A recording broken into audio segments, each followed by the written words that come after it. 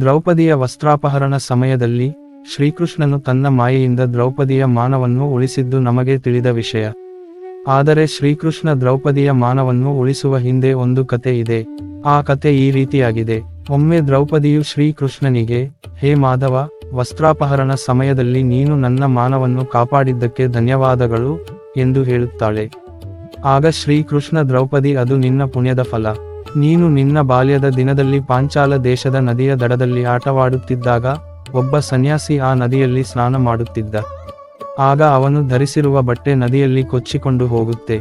ಅದನ್ನು ನೋಡಿ ಎಲ್ಲರೂ ನಗುತ್ತಾರೆ. ಆದರೆ ನೀನು ನಿನ್ನ ಪೀತಾಂಬರದ ಸ್ವಲ್ಪ ಭಾಗವನ್ನು ಹರಿದು ಆ ಸನ್ಯಾಸಿಯ ಕಡೆಗೆ ಎಸೆದು ಅವನ ಮಾನವನ್ನು ಕಾಪಾಡಿದೆ. ನೀನು ಅಂದು ಮಾಡಿದ ಆ ಪುಣ್ಯದ ಫಲವೇ ನಾನು ನಿನ್ನ ಮಾನ ಕಾಪಾಡುವಂತೆ ಮಾಡಿತು ಎಂದು ಹೇಳುತ್ತಾನೆ.